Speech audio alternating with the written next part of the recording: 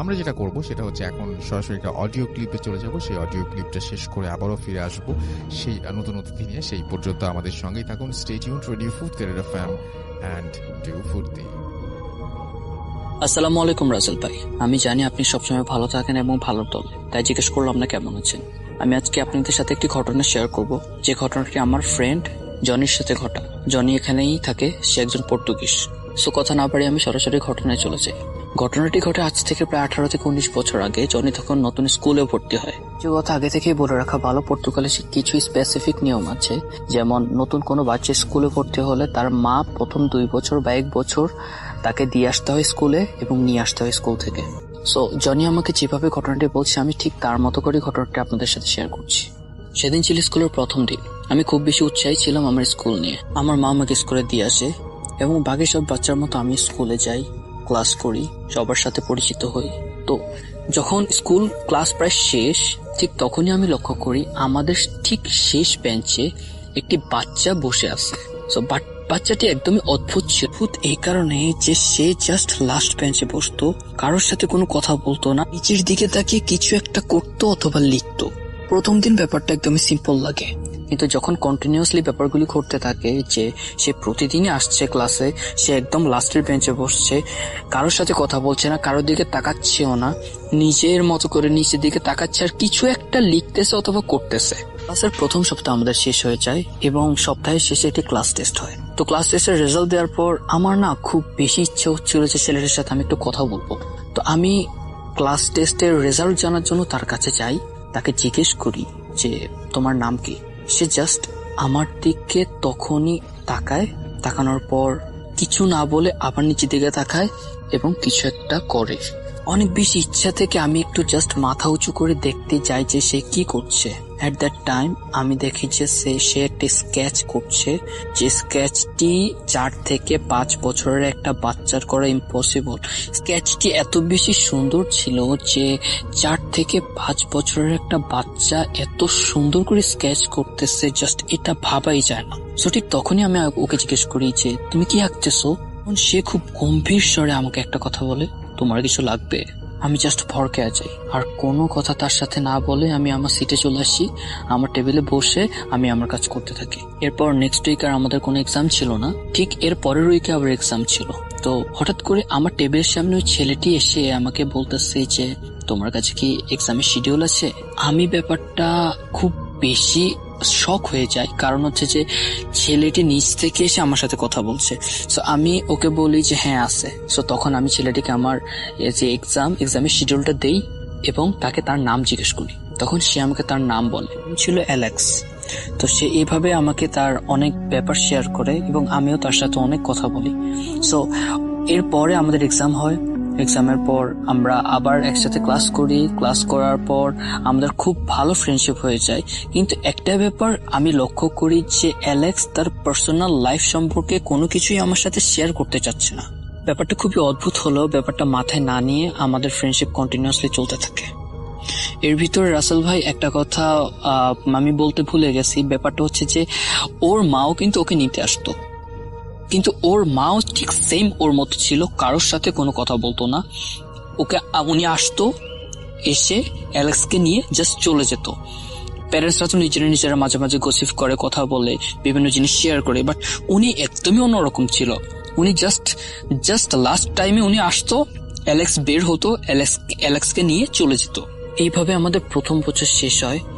তো প্রথম বছরের শেষে আমাদের স্কুলে একটা পার্টি হয়, ছোট পার্টির আয়োজন করা হয়। সো আমাদের ওই দিন পার্টি ছিল। পার্টির পর আমি অ্যালেক্সকে বলি আমার সাথে আমার বাসায় চলো, আমরা একসাথে আজকে খাওয়া দাওয়া করবো, তুমি চাইলে তোমার মাকেও নিয়ে আসতে পারো। ঠিক তখনই অ্যালেক্সের মুখটা একটু গম্ভীর হয়ে গেল এবং অ্যালেক্স আমাকে বলল যে আমি আসবো কিন্তু আমার মা আসবে না। তো আমি আর এত কিছু না ভেবে ওকে বললাম ঠিক আছে তুমি চলে আসো। সো ও এর পরের দিন সকালে আমাদের বাসায় আসলো। আসার পর আমরা একসাথে টাইম পাস করলাম। আরেকটা কথা ভুলে গেছি যে ও তো ভালো স্কেচ আঁকতো, এটা তো আমি বলছি। তো ও এত সুন্দর করে স্কেচ আঁকতো। তো আমি মাঝে মাঝে ওকে বলতাম আমার কয়েকটি স্কেচ আঁকো। ও আমার খুব সুন্দর সুন্দর কিছু ছবি স্কেচ করে দিত, যেগুলি দেখে মনে হতো যেগুলি বাস্তবরূপী। সো এই ট্যালেন্টটা আমি আমার মায়ের সাথে শেয়ার করি। তো মা বলে যে গড গিফটেড, হয়তো বাচ্চা ছোটবেলা থেকে হচ্ছে স্কেচ করে, এই জন্য ও অনেক ভালো স্কেচ করতে পারে। আমার মাও ব্যাপারগুলি তো এরকম ভাবে মাথা ঘামাতো না। তো দিন শেষে বিকেলবেলা আমার মা অ্যালেক্সকে বলে যে আমি তোমাকে পিক করে দিয়ে আসি। তো অ্যালেক্স তখন বলে যে না আন্টি, আমার লাগবে না, আমি নিজে নিজে যেতে পারবো। তো অ্যালেক্স এরপর নিজে নিজেই চলে যায়। আমার মা ব্যাপারটাতে একটু ইতস্ত হলেও বাট সে যেহেতু চাচ্ছিল না, সে আমার মা আর ব্যাপারটাতে জোর জবরদস্তি করে নেয়। এরপর দিন আমরা আবার ক্লাসে যাই। ক্লাসে গিয়ে আমি অ্যালেক্সকে বলি যে অ্যালেক্স, আমি তোমার বাসায় যাব। অ্যালেক্স কথাটা শুনে মনে হয় যে আটকায় ওঠে। তো আমি অ্যালেক্সকে জিজ্ঞেস করলাম যে ইজ এনিথিং রং, কোনো সমস্যা, আমি কি তোমার বাসায় গেলে তোমার মা রাগ করবে বা কিছু? ও প্রায় 5-6 সেকেন্ডের মতো চুপ করেছিল। এরপর বলতেছে যে না, কোনো সমস্যা নেই, তুমি আমার বাসায় যেতে পারো। কিন্তু ও বলতেছিল যে এখন না, আমি তোমাকে বলবো ঠিক তখন। তো এর প্রায় 3 থেকে 4 উইক পর অ্যালেক্স একদিন আমাকে বলে যে কালকে তুমি আমার বাসায় আসবা, আমরা একসাথে লাঞ্চ করবো। পরদিন আবার সানডে ছিল। সো আমি যেতে রাজি হলাম। ইভেন আমার মায়ের সাথে কথা বলে আমি আমার মাকে বলে সকালে আমার মা আমাকে স্কুলের সামনে পিক করে দিয়ে যায়। আমি স্কুলের সামনে এসে দেখি অ্যালেক্স দাঁড়িয়ে আছে। সো আমার মা বলে যে আমি তোমাদের বাসা পর্যন্ত পৌঁছে দিই। অ্যালেক্স বলে যে না, সমস্যা নেই, আমরা যেতে পারবো। সো আমার মা ব্যাপারটাতে একটু বেশি মানে চিন্তায় পড়ে যায় যে 2টা বাচ্চা, ওরা কি যেতে পারবে কিনা। তখন অ্যালেক্স বলে যে সমস্যা নাই, ওই যে সামনে আমার গাড়ি দাঁড়া করা আছে, আমার মা আসছে, আমার মা আমাদেরকে নিয়ে যাবে। সো আমার মা ব্যাপারটাতে একটু স্বস্তি বোধ করে, ইভেন সে চলে যায়। তো আমি অ্যালেক্সের সাথে গিয়ে ওদের গাড়িতে বসার পর অ্যালেক্স আর তার মা কি জানি বলতেছিল ফিসফিস করে। তো আমি পিছনের সিটে বসছি, তো তাই ব্যাপারগুলি আমি ভালোভাবে খেয়াল করতে পারিনি। তো অ্যালেক্সের আম্মু আমাদেরকে একটা জায়গায় নামিয়ে দেয় এবং বলে যে সে কিছু শপিং করবে, আমাদেরকে একটু ওয়েট করতে কিছুক্ষণ। তো দাঁড়ানো অবস্থায় অ্যালেক্স আমাকে কিছু কথা বলে এবং কথা বলার আগেই একটা কথা বলে নেয় যে আমি যাতে তাকে কোনো কোশ্চেন না করি। কথাগুলি ছিল এরকম যে তুমি আজকে আমার সাথে আসছো, এই কথাটা তুমি কাউকে বলবা না, তুমি তোমার মাকে জানাইছো, ফাইন, এরপর স্কুলে কাউকে জানাবা না। আর দ্বিতীয় হচ্ছে যে তুমি আমার সাথে যাওয়ার পর যা যা দেখবা তাতে একদমই ভয় পাবা না বা একদমই সংকোচ বোধ করবা না। আমি তোমার পাশে থাকবো, তোমার যদি কিছু জানতে হয়, কিছু জিজ্ঞেস করতে হয়, আমার কাছে জিজ্ঞেস করবা, আমি ছাড়া কারোর কাছে কোনো কিছু জিজ্ঞেস করবা না। কথাটা শোনার পর একটু বেশি অবাক হয়ে আমি ওকে জিজ্ঞেস করি যে কেন, কি হয়েছে, আর তোমার বাসায় এমন কি আছে যে কাউকে কিছু বলা যাবে না? সে তখন আমাকে বলে যে তোমাকে আমি বলছি কোনো কোশ্চেন না করতে। একটা বাচ্চা ছেলে এত সুন্দর করে এত ভালোভাবে কথা বলতে পারে, এটা ওই বয়সে আমার জানা ছিল না, যার কারণে আমি কোনো প্রশ্ন না করে জাস্ট ওর সাথে দাঁড়িয়েছিলাম। প্রায় 5 থেকে 10 মিনিট পর ওর মা এসে আমরা গাড়িতে করে একটা জায়গায় গিয়ে গাড়িটা পার্ক করি। আর আরেকটা কথা বলে রাখি, পর্তুগালে গাড়ি পার্ক করে মানুষ রাস্তাতে পার্কিং স্লট থাকে, ওইখানে মানুষ গাড়ি পার্ক করে, বাসার নিচে কোনো গ্যারেজ থাকে না। তো গাড়ি পার্ক করে আমি, অ্যালেক্স আর ওর মা একসাথে হাঁটছিলাম। ওর মা সামনে ছিল, আমি আর অ্যালেক্স একসাথে ছিলাম, কিন্তু আমরা কেউ কারোর সাথে কোনো কথা বলছিলাম না। অ্যালেক্সের মা হাঁটতে হাঁটতে একটি জায়গায় গিয়ে থামার পর আমি ওই জায়গার আশেপাশে তাকিয়ে কোনো বাড়িঘর দেখতে পাই না। জায়গাটা ছিল একটি বিশাল এবং প্রায় 80 থেকে 90 বছরের বয়সী জৈতুন গাছের নিচে। আমি কারোর সাথে কোনো কথা বলছিলাম না। ঠিক ওই মুহূর্তে অ্যালেক্স আমার হাত ধরে এবং অ্যালেক্সের আম্মু অ্যালেক্সের হাত ধরে। হাত ধরার পর অ্যালেক্সের আম্মু সেই বড় গাছটিতে তার একটি হাত দিয়ে স্পর্শ করে। একটি সেকেন্ডের ভিতরে মনে হয় আমাদের দুনিয়াটি চেঞ্জ হয়ে যায়। আমি দেখলাম যেখানে আমি আশেপাশে ধুধু মাঠ দেখেছি, ঠিক ওই সময় ওই জায়গাটাতে বিশাল বড় বড় কিছু গাছ, অনেক মানুষ আশেপাশে হাঁটাচলা করছে। ইভেন একটু সামনে গিয়ে সুন্দর একটি বাড়ি। আমি আমার ফ্রেন্ডের কাছে বাড়িটির বর্ণনা জানতে চাইলে সে বলে বাড়িটির আশেপাশে ছিল হলুদ হলুদ কিছু অদ্ভুত ফুলের বাগান এন্ড সামনে ছিল একটি সুইমিং পুল টাইপের পুকুর। সুইমিং পুল না, বাট পুকুর টাইপের, কিন্তু দেখতে প্রায় সুইমিং পুলের মতো, লাইক ওইটার পানি ছিল হালকা নীল। আমরা হাঁটতে হাঁটতে বাড়িটির সামনে যাই। বাড়ির সামনে গিয়ে দেখে বাড়ির দরজা খোলা। আমরা 3 জন একসাথে ঘরের ভিতর প্রবেশ করি। ঠিক তখন দেখি যে ঘরের ভিতরে একটি লোক আমার বুঝতে বাকি রইল না এটা হচ্ছে অ্যালেক্সের বাবা। তো অ্যালেক্সের বাবা আমার সাথে কথা বললো খুব সুন্দর করে। আমি ঠিক তখন শকের ভিতরে ছিলাম, কারণ হচ্ছে যে আমার সাথে কি হচ্ছে, আমি কি দেখতেছি, আমি যে কাউকে জিজ্ঞেস করব আমার সেই বোধ ছিল না, কারণ আমি একটা ছোট বাচ্চা আর আমার সাথে এত কিছু ঘটতেছে, আমি কি বলবো আমি বুঝতে পারতেছিলাম না। ঠিক ওই মুহূর্তে অ্যালেক্সের বাবা আমাকে বলে যে ভয় পেও না। এরপর আমাকে জিজ্ঞেস করে যে তুমি কি খাবা। আমি তখন ওনাকে বলি যে আমি কিছুই খাবো না। এরপর অ্যালেক্স আমাকে বলে যে কিছু খাও, আমরা খেয়ে তারপর বাইরে যাব। এরপর কিছু স্ন্যাক্স আনা হয়, আমরা স্ন্যাক্স খেয়ে তারপর বাইরে যাওয়ার পর খুব ভীতভাবে আমি অ্যালেক্সকে জিজ্ঞেস করি যে কি হচ্ছে। তখন অ্যালেক্স যেসব কথাগুলি বলে সেসব কথাগুলি নেয়ার মতো পরিস্থিতিতে আমি ছিলাম না। অ্যালেক্স বলে আমি তোমার মতো সাধারণ মানুষ না, আমি একটা জিন। এই কথা শুনে আমি জাস্ট শক হয়ে যাই। ইভেন অ্যালেক্সকে বলি যে আমি কি তোমার কোনো ক্ষতি করছি। ঠিক তখন অ্যালেক্স আমাকে বলে যে না, তুমি আমার কোনো ক্ষতি করনি, কিন্তু আমার তোমাকে খুব বেশি ভালো লেগেছে, এই জন্য তোমার সাথে আমি ফ্রেন্ডশিপ করি, ইভেন তোমাকে আমি আমার বাসায় নিয়ে আসছি। কিন্তু অ্যালেক্স আমাকে তখন একটা কথাই বলে যে প্লিজ তুমি এই কথা আর কাউকে বইলো না, তুমি যদি বলো তাহলে হয়তো তোমার কিছু হবে না, কিন্তু আমার অনেক বড় সমস্যা হয়ে যেতে পারে। আমি তাকে বিশ্বাস দিয়ে বলি যে আমি কাউকে বলবো না, আর প্লিজ তুমি আমাকে আমার বাসায় ঠিক করে দিয়ে এসো। অ্যালেক্স বলে যে তুমি ভয় পেও না, আমি আমার মা দুইজনে গিয়ে তোমাকে সুন্দর করে তোমার বাসায় পৌঁছে দিয়ে আসবো, আর তুমি এখানে আমাদের গেস্ট, সো প্লিজ এই কথা আর কাউকে বলবা না। তখন আমি একটু সাহস পাই।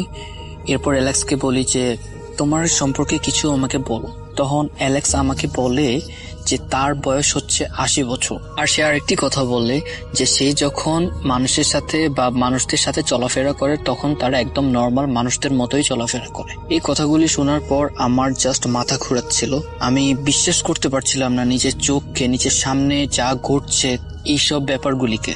এরপর অ্যালেক্স আমাকে তার পুরো বাড়িটা ঘুরিয়ে দেখায়, তার আরো 2টা ভাই বোন ছিল তাদের সাথে পরিচয় করিয়ে দেয়। এরপর আমরা অনেক ভালো সময় স্পেন্ড করি এখানে। যখন প্রায় দুপুরের সময় আমরা একসাথে সবাই মিলে খাওয়া দাওয়া করি। খাওয়া দাওয়া করার পর একদম যখন বিকাল হয়ে যায় ঠিক তখনই আমি অ্যালেক্সকে বলি যে আমার বাসায় যেতে হবে, আমার মা না হলে আমার জন্য টেনশন করবে। অ্যালেক্স তখন তার মাকে বলে ব্যাপারটা, ইভেন তার মা রেডি হয়ে আমাকে আর অ্যালেক্সকে নিয়ে আবার রওনা দেয়। তো আমরা যেভাবে এসেছিলাম ঠিক সেইভাবেই সেই রাস্তা দিয়েই ঠিক একটা পর্যায়ে গিয়ে অ্যালেক্সের মা হাওয়ার ভিতরে জাস্ট হাতটা উঁচু করে এবং আমরা সেকেন্ডের ভিতরে আবার দেখি ওই গাছের সামনে চলে আসছে। আমার কাছে এই ব্যাপারগুলি এতটা বেশি অদ্ভুত ছিল যে এরপর আমি গাড়িতে ওঠার পর বমি করার পর অ্যালেক্সের মা আমাকে বলে যে, তখন আন্টি আমাকে নিচে বলে যে তুমি এইসব কথা আজকে যা ঘটলো কাউকে বলবা না, তোমার মাকেও না। আমি আন্টিকে বলি যে আমি কাউকে বলবো না, আর আমি তাদেরকে বলি যে আমার যদি কোনো ভুল হয় তাহলে আমাকে ক্ষমা করে দিতে। এরপর অ্যালেক্সের সাথে আমার সম্পর্ক ভালোই ছিল।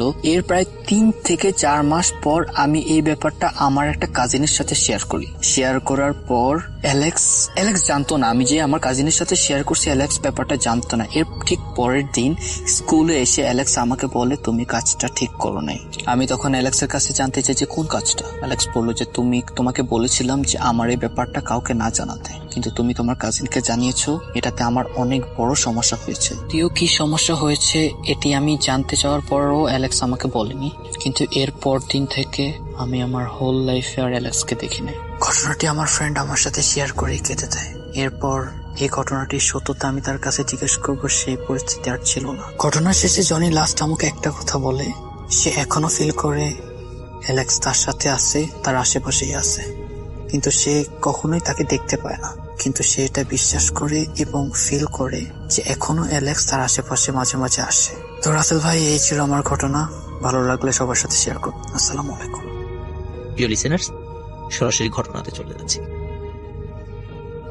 আলফাডাঙ্গা উপজেলার পানাইল গ্রামে জুনি নামে একটি মেয়ে ছিল।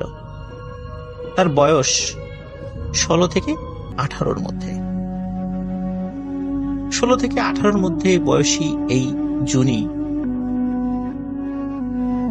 অপরূপ সুন্দরী ছিল। তার বাবার নাম ছিল সমীর দে। জুনির মা ছিল এবং ছোট্ট ভাই ছিল। তারা অত্যন্ত দরিদ্র পরিবার হলেও সুখে শান্তিতেই বসবাস করছিল। জুনির বাবা বিভিন্ন মানুষের বাড়িতে না, জমিতে চাষ, মানে বর্গা চাষী হিসাবে চাষাবাদ করতেন। জুনি এবং জুনির মা তারা দুজনই বিভিন্ন মানুষের বাড়িতে বিভিন্ন কাজে যেতেন। জুনির বাবা বিভিন্ন মানুষের বাড়িতে কাজ করতেন। জুনির মা তারা দুজনই বিভিন্ন মানুষের বাড়িতে বিভিন্ন কাজে যেতেন। জুনির মা তারা দুজনই বিভিন্ন মানুষের বাড়িতে কাজ করতেন। জুনির মা তারা দুজনই বিভিন্ন মানুষের বাড়িতে বিভিন্ন কাজে সহযোগিতা করত, আর জুনির ছোট ভাই লেখাপড়া। এভাবেই তাদের চলে যাচ্ছিল। ওই গ্রামে 3টি ছেলে, যার একজনের নাম তরু, আরেকজনের নাম এনামুল, আর একজনের নাম জায়েদ হাসান। 3জনই ছিল খুবই ঘনিষ্ঠ এবং অন্তরঙ্গ বন্ধু। এর মধ্যে তরু ছিল হিন্দু এবং জুনিও হিন্দু পরিবারের ছিল। তরু জুনিকে পছন্দ করত, কিন্তু জুনি আসলে তরুকে তেমন একটা বেশি পছন্দ করত না। যাই হোক, কোনো একদিন জুনির আচরণে তার পরিবার অস্বাভাবিকতা খেয়াল করে এবং ওই রাতেই জুনির বাসার কাছে একটি মাঝারি সাইজের আম গাছের ডালে জুনি গলায় দড়ি দিয়ে সুইসাইড করে। জুনি কেন সুইসাইড করেছে এটা তার পরিবারের লোকরা জানতে পারেনি। হঠাৎ করে মেয়ের এরকম মৃত্যুতে জুনির বাবা সমীর দে, উনি খুবই শোকে কাতর হয়ে পড়েন। কয়েকদিনের মধ্যে উনি মারা যান। স্বামী এবং মেয়েকে হারিয়ে জুনির মা, তিনিও শোকে ভেঙে পড়েন এবং তিনিও কয়েকদিনের মধ্যে মারা যান। জুনির ছোট ভাই, সে শারীরিকভাবে কিছুটা অসুস্থ ছিল। মা, বাবা, বোনের মৃত্যু, তার দেখাশোনার করার মতো পৃথিবীতে আর কেউ ছিল না। সেও কয়েকদিনের মধ্যে মারা যায়। গ্রামবাসী জুনির পরিবার নিয়ে আলোচনা করত, যাহা কি হলো, হঠাৎ করে কি এমন হয়ে গেল, জুনি সুইসাইড করলো, ওর পিতামাতাও শোকে মারা গেল, ওর ভাইটাও মারা গেল, কিভাবে একটি পরিবার শেষ হয়ে গেল। রাস্তার পাশেই একটি ঘর রয়েছে জুনিদের, একটি টিনের ঘর এবং একটি সোনের ঘর ছিল। এই ঘরটি এখন বিরান পড়ে আছে, কেউ সেখানে চায় না। মানুষ আলোচনা করত, কিন্তু কোনো কারণ খুঁজে পেত না যে জুনি কেন সুইসাইড করলো। জুনি সুইসাইডের 15 থেকে 20 দিন পর থেকে শুরু হয় কিছু ঘটনা। তো চলুন শুনে আসি কি ছিল সেই ঘটনা। তরু, এনামুল এবং জায়েদ হাসান 3জনই যেহেতু খুব কাছের বন্ধু ছিল, এরা সবসময় একসাথে চলাফেরা করত। বিভিন্ন ধর্মীয় বা অন্যান্য সাংস্কৃতিক অনুষ্ঠান, তা হিন্দু হোক আর মুসলিমদেরই হোক, তারা 3জনই অংশগ্রহণ করত। এর মধ্যে কি হলো, জায়েদ হাসানের এক আত্মীয় মারা যায়। সেই আত্মীয়র বাড়ি ছিল পানাইল গ্রামের পাশে একটি গ্রাম, নাম হচ্ছে আজমপুর। এই আজমপুরে তারা সেই আত্মীয়র ওখানে যায়। আত্মীয়র লাশ দেখে সন্ধ্যার পরে এই 3 বন্ধু ফিরছিল। পানাইল গ্রামটা মধুমতি নদীর ঠিক পাশে অবস্থিত। তা যখন পানাইল গ্রামের কাছে এসেছে, তখন সেখানে কাছাকাছি একটা জায়গায় শ্মশান রয়েছে এবং শ্মশানের পাশ দিয়ে আরেকটু এগিয়ে গেলে বড় একটি ব্রিজ রয়েছে এবং ব্রিজের ওই পাশে একটি বড় বট গাছ রয়েছে। এদিক দিয়েই সাধারণত যেতে হয়। তো ওরা 3জন যখন শ্মশানের কাছাকাছি এসে দূর থেকে দেখছিল শ্মশানের ওখানে বেশ কিছু মানুষ একটি মৃত দেহকে সৎকার করার জন্য তারা প্রস্তুতি নিচ্ছে। তারা চিন্তা করলো যে কে এটা হতে পারে। যাই হোক, অতটা তারা মাথা ঘামালো না, কারণ অত্র এলাকায় বেশ কিছু হিন্দু পরিবার ছিল। তো তরু যেহেতু হিন্দু ছিল, সে চিন্তা করলো যে কোনো খোঁজ খবর নেবো কিনা, যে কে মারা গেল। তারপর চিন্তা করলো, না থাক, চলে যাই। তারা যখন ব্রিজের দিকে এগিয়েছে, হঠাৎ পেছন থেকে একটা ডাক ভেসে আসে, বাবা তরু, তোদের কাছে কি ম্যাচ আছে? মরা পোড়াতে এসেছি, ম্যাচ তো আনতে ভুলে গেছি। তরু, জায়েদ এবং এনামুল, তারা 3জনই পিছনে ঘুরে তাকায়। তরু বলে যে হ্যাঁ, আমার কাছে ম্যাচ আছে। তখন ওই লোকটি ম্যাচটা নেয় এবং নিয়ে চলে যায়। তরু, জায়েদ এবং এনামুল স্বাভাবিকভাবেই আবার বাড়ির পথ ধরা শুরু করে। হঠাৎ তরু বলে, আচ্ছা, আমরা কাকে ম্যাচ দিলাম? এনামুল এবং জায়েদ বলে, তাই তো, কাকে দিলাম? তরু বলে, আচ্ছা, যাকে ম্যাচ দিলাম সে আমাদের সমীর কাকা না, জুনির আব্বা? সে তো আরো বেশ কিছুদিন আগে মারা গেছে। কাকে ম্যাচ দিলাম? ওরা শ্মশানের দিকে তখন ভালো করে তাকিয়ে দেখে সেখানে কেউ নেই, শ্মশান একদম ফাঁকা। ওরা চিন্তা করে কি হলো আমাদের সাথে, কে ভেস দিল। ভয় পায় তারা, তাড়াতাড়ি করে ব্রিজ পার হয়ে বটগাছের নিচ দিয়ে তারা বাড়ির পথ ধরতে থাকে। বটগাছের যখন কাছাকাছি এই 3 বন্ধু এসেছে তখন দেখে বটগাছের ডালে কিছু একটা ঝুলছে, সাদা কাপড় পরা কিছু একটা ঝুলছে। ওরা 3 জন চিন্তা করে এটা কে ঝুলছে। ওরা 3 জনের যেহেতু মোটামুটি সাহসী ছিল, ওরা বুঝতে পারে এখানে কেউ গলায় ফাঁস দিয়ে ঝুলছে।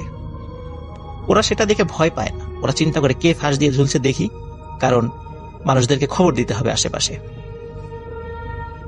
এই লাশটা দেখার জন্য তারা এগিয়ে যায়। তখন স্পষ্ট চাঁদের আলো ছিল, চাঁদের আলোতে তারা স্পষ্ট ভাবে দেখতে পায় এই লাশটি আর কারো নয়, চুনির লাশ। চোখ বড় বড় করে ওদের 3 জনের দিকে তাকিয়ে আছে। লাশটি কথা বলে ওঠে, বলে, তোরা কেউ বাঁচবি না, সবাই মরবি। আচমকা লাশের এই কথা বলা দেখে ওরা 3 জনই ভয়ঙ্কর ভাবে ভয় পেয়ে যায়। 3 জন চিৎকার করে দিক বিদিক ছুটতে থাকে। যেহেতু তাদের বাড়ি কাছাকাছি ছিল, তারা যে যার বাড়িতে চলে যায়। কিন্তু রহস্যজনক ব্যাপার হলো এই ঘটনা এই 3 জন ছাড়া ঘুণাক্ষরে কেউ জানতে পারেনি, কারণ তারা এই ভয়ঙ্কর ঘটনা কাউকে বলেনি। এর কিছুদিন পরে জায়েদ, এনামুল এবং তরু তারা সন্ধ্যার পরে, ঠিক সন্ধ্যার পরে না, মানে সন্ধ্যার একটু আগেই তারা তাদের বাড়ির কাছে বাজারে যেত। সন্ধ্যার পরে চাটা খেয়ে কিছু সময় আড্ডা দিয়ে আবার ফিরে আসতো। তারা যেই পথ দিয়ে ফিরে আসতো সেই পথে অদ্ভুত একটা বিষয় দেখতে পায়, কারণ সেই পথের পাশেই রয়েছে জুনিদের সেই বাড়ি, যেই বাড়িতে এখন কেউ থাকে না। তারা যখন ওই পথ দিয়ে আসছিল, দূর থেকে দেখে যে জুনির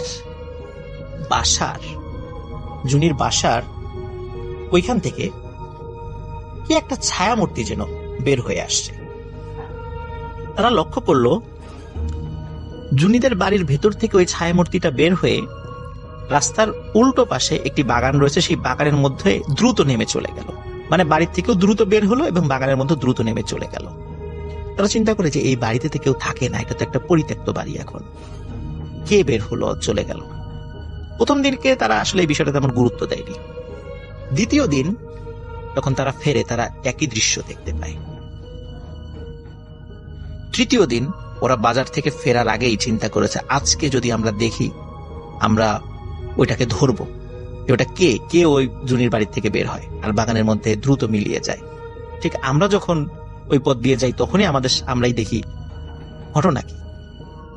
তৃতীয় দিন ওরা যখন ফিরছিল তখনও আকাশে চাঁদের আলো ছিল জ্যোৎস্না রাত, রাস্তাঘাট স্পষ্টভাবে বোঝা যাচ্ছে এবং ওদের হাতেও তখন আলো ছিল। ওরা যখন ফিরছে ঠিক একই রকম ভাবে ওরা দেখতে পাচ্ছে জুনিদের বাড়ির ভেতর থেকে কোন একটা ছায়ামূর্তি বের হচ্ছে। তখন ওরা দ্রুত ওই ছায়ামূর্তিটিকে ধরার জন্য এগিয়ে যায়। ওরা অদ্ভুত বিষয় লক্ষ্য করে, অদ্ভুত বিষয় যেটা লক্ষ্য করে সেটা হচ্ছে যে যখনই ছায়ামূর্তি বুঝতে পেরেছে যে 3 জন দ্রুত এগিয়ে আসছে তাকে ধরার জন্য, ছায়ামূর্তি তখন তার চলার গতি দ্রুত না করে বরং স্লো করে দেয়, যাতে এই 3 জন তাকে ধরতে পারে। 3 জন যখন কাছে যায়, কাছে গিয়ে দেখে এটি আর কেউ নয়, এটি জুনি তখন বলে, ঘরের ছেলে ঘরে ফিরে যা, তোদেরকে একজন একজন করে মারব, শুধু সময়ের অপেক্ষায় থাক। এই বলে আবার দ্রুত জুনিদের বাগানের উল্টো পাশে যে বাগান ছিল সেই বাগানের মধ্যে জুনি মিলিয়ে যায়। ওরা 3 জন মারাত্মক ভয় পায়, জুনি তো মরে গেছে, তার লাশকে দাহ করা হয়েছে, এই জুনি কোত্থেকে আসলো। ওরা দ্রুত বাড়ি ফিরে যায়। এবারও এই ঘটনা ওরা কাউকে বলে না। প্রিয় লিসেনার্স, এখানে একটা বিষয় বলে রাখি, আলামিন ডাক্তার যেই বাগান পার হয়ে জুনিদের বাড়িতে গিয়েছিল, এটি হচ্ছে সেই বাগান যেই বাগানের মধ্যে জুনি হেঁটে মিলিয়ে যাচ্ছে। যেই ঘটনাটি আমি জুনিভূত পার্ট 1-এ আমি আপনাদেরকে বলেছি। যাই হোক, তরু, জায়েদ, এনামুল তারা বাড়িতে ফিরে যায়। এই ঘটনা কাউকে বলে না। পরের দিন সকালবেলা এনামুল ঘুম থেকে উঠে ছুটতে ছুটতে জায়েদের বাড়িতে যায়। ওদিকে জায়েদও ঘুম থেকে উঠে ছুটতে ছুটতে এনামুলের বাড়িতে যায়। এনামুলের বাড়িতে যখন জায়েদ যায়, জিজ্ঞেস করে এনামুল কোথায়। এনামুলের বাড়ি থেকে বলা হয় ও তো তোমাদের বাড়িতে গেছে সকালেই। আবার একই ঘটনা যখন জায়েদের বাড়িতে এনামুল যায়, তখন জায়েদের বাড়ি থেকে বলে তো তোমাদের বাড়িতে গেছে। দুজন পথে দেখা হয়। দেখা হয়ে বলতে থাকে, জানিস, বিশেষ করে এনামুল জায়েদকে বলছে, জানিস জায়েদ, আমি আজকে রাতে একটা ভয়ঙ্কর স্বপ্ন দেখেছি। জায়েদও বলে, আমিও তো একটা ভয়ঙ্কর স্বপ্ন দেখেছি। এই স্বপ্নগুলো দেখার জন্যই তো, এই স্বপ্ন দেখার জন্য এবং কি ঘটনা ঘটেছে তোকে বলার জন্য তো আমি ছুটতেছিলাম। বলে, কি ঘটনা? প্রথমে জায়েদ বলে যে আমি দেখি যে জুনি যেই গাছে সুইসাইড করেছিল, তরু সেই গাছের সেই ডালে গলায় দড়ি দিয়ে ফাঁস দিয়ে ঝুলছে। এনামুল বলে, আমি তো একই স্বপ্ন দেখেছি। ওদিকে ওরা দুজন খবর পায় যে তরু হন্যে হয়ে জায়েদ এবং এনামুলকে খুঁজছে। যখন তরুর সাথে জায়েদ এবং এনামুলের দেখা হয়, তরু বলে, জানিস জায়েদ আর এনামুল, আমি আজকে রাতে একটা ভয়ঙ্কর স্বপ্ন দেখেছি। আমি দেখি জুনি যেই গাছে গলায় ফাঁস দিয়ে আত্মহত্যা করেছিল, সেই গাছে আমার লাশ চলছে। ওরা তিনজন বলে, স্বপ্ন তো স্বপ্নই, এটা নিয়ে মাথা ব্যথার কিছু নাই, আমরা মনে হয় দুঃস্বপ্ন দেখেছি। কিন্তু তাই বলে একই স্বপ্ন তিনজন। জায়েদ কিছুটা নাস্তিক প্রকৃতির ছিল, সে বলে যে এটা নিয়ে মাথা ব্যথার কিছু নাই, এটা নিয়ে আমাদের চিন্তারও কিছু নেই, যে যার বাড়িতে চলে যায়। প্রিয় লিসেনার্স, পরের দিন সকালে সেই গাছের সেই ডালেই তরুর ঝুলন্ত দেহ পাওয়া যায়। পরিবারের লোকজন বলতে থাকে, তরু কেন সুইসাইড করলো, রাত্রে কখন বেরোলো, কি হলো, কিছুই বুঝতে পারছি না, ওর তো কোনো সমস্যা ছিল না, তো সুইসাইড করলো কেন? জায়েদ এবং এনামুলকে যখন তার পরিবারের লোকজন জিজ্ঞাসা করে, তখন তারা বলে যে আগের রাত্রে আমরা এই স্বপ্ন দেখেছিলাম। কিন্তু এই স্বপ্ন কেন দেখলো, এই বিষয়ে কেউ কিছু বুঝতে পারছিল না। তরুর দেহকে সৎকার করা হয় সেই শ্মশানে, যেই শ্মশানে সমীর দে তরুর কাছ থেকে ম্যাচ নিয়েছিল। তরুর দেহ সৎকার করে জায়েদ এবং এনামুল যে যার বাড়িতে ফিরে যায়। তাদের সবারই মন খারাপ, প্রিয় বন্ধুর মৃত্যুতে তারা শোকে কাতর হয়ে পড়ে। এর কয়েকদিন পর জায়েদ সকালবেলা ছুটতে ছুটতে এনামুলের বাড়িতে আসে। বলে, এনামুল, আমি আজকে রাত্রে স্বপ্ন দেখলাম জুনি যেই গাছে গলায় দড়ি দিয়ে সুইসাইড করেছিল, সেই গাছে আমার লাশ চলছে। এনামুল জায়েদকে সান্ত্বনা দেয় যে না, এটা কিছু না, এটা এমনি কাকতালীয় ব্যাপার, এরকম চিন্তার কিছু নাই। কিন্তু চিন্তার তো আসলেই রয়েছে। পরের দিন সকালবেলা ঠিক একই জায়গায়, একই গাছে, একই ডালে জায়েদের ঝুলন্ত দেহ পাওয়া যায়। জায়েদের যখন মৃত্যু হয়, তখন জায়েদের পরিবার এবং তরুর পরিবার এনামুলকে চাপ দেয়, তুমি সত্যি করে বলো, তরু মারা গেল, জায়েদ মারা গেল, ঘটনা কি? তখন এনামুল যে ঘটনা বলে, গ্রামবাসী শুনে ধিক্কার দিতে থাকে। এনামুল বলে, আসলে কিছুদিন আগে জুনি যে মারা গেছে, আসলে জুনির মৃত্যুর জন্য আমরা তিনজনই দায়ী। জুনির মৃত্যুর কারণে তার পরিবারের সকল সদস্য মারা গেছে, এই জন্যও আমরা তিনজনই দায়ী। এনামুল বলে, তরু জুনিকে পছন্দ করত, কিন্তু জুনি তরুকে পছন্দ করত না। তরু বিভিন্ন সময় জুনিকে উত্ত্যক্ত করত। তরু যখন বুঝতে পারল কিছুতেই জুনিকে সে বাগে আনতে পারবে না, তখন সে বিভিন্ন কলা কৌশল প্রয়োগ করে। এই সহজ সরল মেয়ে জুনিকে বিভিন্ন ছলে বলে কৌশলে ফাঁদে ফেলে কোনো এক সন্ধ্যায় তাকে ঘর থেকে বাইরে বের করে নিয়ে আসে। পাশের একটি জঙ্গলে তাকে নিয়ে যায়। তখন সেখানে এনামুলও ছিল। এনামুল বলে যে সে তখন প্রথমে বুঝতে পারেনি আসলে কি হতে যাচ্ছে, কিন্তু এনামুল যখন বুঝতে পারে তরু এবং জায়েদ জুনির সাথে খারাপ কিছু করার মতলবে তাকে এখানে নিয়ে এসেছে ফাঁদ পেতে, তখন এনামুল তাদেরকে নিষেধ করে। কিন্তু সেই নিষেধটা জোরালো ছিল না, যার ফলে তরু এবং জায়েদের লালসার হাত থেকে জুনিকে এনামুল রক্ষা করতে পারেনি। এই ঘটনার পর তরু এবং জায়েদ দুজন মিলে আবার জুনিকে তার বাড়ি পর্যন্ত এগিয়ে দিয়ে আসে এবং বলে কাউকে কোনো কিছু না বলতে। এরকম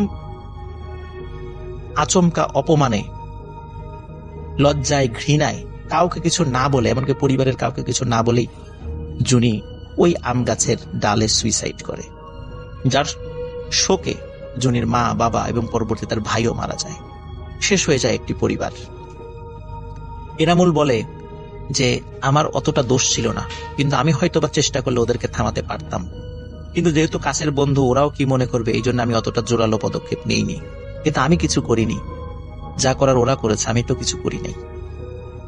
কিন্তু এনামুল বুঝতে পারে যে ওরও সময় ঘনিয়ে এসেছে। এই ঘটনা যখন এনামুলের পরিবার জানতে পারে, তখন স্থানীয় একজন মোটামুটি কবিরাজ গোছের মানুষ, তার নাম হচ্ছে কাউসার মোল্লা, তার কাছে এনামুলের মা বাবা এনামুলকে সহ নিয়ে যায়। কাউসার মোল্লা তিনি জুনির আত্মারূপী ওই জিনকে হাজির করে। সেই জিন এসে বলে যে এই তিনজন জুনির মৃত্যুর জন্য দায়ী, এদের তিনজনকে আমি মেরে ফেলব। অলরেডি দুইজনকে হত্যা করা হয়ে গেছে, এখন এনামুল বাকি আছে, একেও আমি মারব। কেউ যদি একে বাধা দেওয়ার চেষ্টা করে বা আমার হাত থেকে বাঁচানোর চেষ্টা করে, তারও আমি ক্ষতি করব। কেউ আমার হাত থেকে এনামুলকে বাঁচাতে পারবে না। এই কথার পর এনামুলের মা বাবা খুব ভেঙে পড়ে, এনামুলকে সহজে বাড়ির বাইরে যেতে দিত না। হঠাৎ এক রাতে এনামুল একটা স্বপ্ন দেখে। সে স্বপ্নে দেখে একটি ডোবায় পড়ে বা একটি ডোবায় ডুবে এনামুলের মৃত্যু হয়েছে। সকালবেলা যখন এনামুল ঘুম থেকে উঠে তার পরিবারকে বলে, তখন তার পরিবার বুঝতে পারে এনামুলের সময় শেষ হয়ে গেছে। কিন্তু ওই জুনিভূত যতই বলুক যে আমার হাত থেকে ওকে বাঁচাতে পারবে না, তারপরও মা বাবা তো সন্তানকে বাঁচানোর চেষ্টা করবেই। বেশ কয়েকজন হুজুরের কাছে এনামুলকে নিয়ে যাওয়া হয়। প্রত্যেক হুজুরই বলে যে আসলে এনামুলকে ওই জুনিভূতের হাত থেকে বাঁচানোর ক্ষমতা তাদের নেই, তারা এই বিষয়ে হস্তক্ষেপ করতে পারবে না। যদি হস্তক্ষেপ করা হয় তাহলে তাদের অনেক ক্ষতি হবে, যার কারণে তারা এই বিষয়ে সাহায্য করতে অপারগতা প্রকাশ করে। এর মধ্যে একটা সমস্যা দেখা দেয় এনামুলের। এনামুল একটা পাগলের মতো হয়ে যায়। সে যখনই বাসার থেকে বের হতো, যখনই কোনো মেয়েকে দেখত, হোক সে শিশু, হোক সে বয়স্ক নারী, হোক সে কিশোরী, যুবতী, প্রত্যেকের হাতে পায়ে ধরে হাউমাউ করে কান্নাকাটি করত। বলতো জুনি আমার অন্যায় হয়েছে, আমাকে মাফ করে দাও, জুনি আমার ভুল হয়ে গেছে, আমাকে মাফ করে দাও। তো মহিলারা যখন এনামুলের এই ধরনের পাগলামি আচরণ দেখত, এনামুলকে দেখলেই তারা দৌড়ে পালিয়ে যেত এবং এনামুলের কারণে রাস্তায় মহিলারা বের হতে ভয় পেত যে এনামুল পাগলের সাথে দেখা হলে সে এরকম হাতে পায়ে ধরে কান্নাকাটি করবে, হাউমাউ করবে। যার কারণে এনামুলকেও বাড়ির থেকে সহজে বাইরে বের হতে দিত না, আর বের হলেই এনামুল এই ঘটনা ঘটাত। কোনো একদিন দুপুরবেলা এনামুল পরিবারের সদস্যদের সাথে বাসার কাছে একটি পুকুরে গোসল করতে যায়। সবাই গোসল করে ফিরে আসলেও এনামুলকে আর দেখা যায় না। পরিবারের সদস্যরা তাকে খুঁজতে থাকে, কিন্তু কোথাও এনামুলকে পাওয়া যায় না। ওই সময় অন্যরা যারা পুকুরে গোসল করেছিল তাদেরকে জিজ্ঞাসা করা হয়, তারাও বলে তারা এনামুলকে পুকুর থেকে উঠে আসতে দেখেনি। সবাই বুঝতে পারে পুকুরেই হয়তোবা এনামুলের লাশ রয়েছে। জাল ফেলে ডুবুরি নামিয়ে তন্ন তন্ন করে খোঁজা হলেও পুকুরের কোথাও এনামুলকে পাওয়া যায় না। এনামুলের মা বাবা আবার সেই কাউসার মোল্লার কাছে যায়। কাউসার মোল্লা জুনিভূতকে হাজির করে।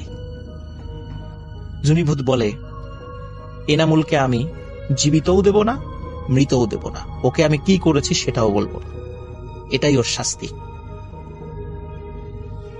এনামুলের মা বাবা খুব হাউমাউ করে কান্নাকাটি করে, বলে যে আমার ছেলের লাশটা অন্তত দাও, তাকে কবর দেই আমরা। এনামুলের মা বাবার কান্নাকাটি বারবার অনুনয় বিনয়ের কারণে অবশেষে জুনিভূত রাজি হয়।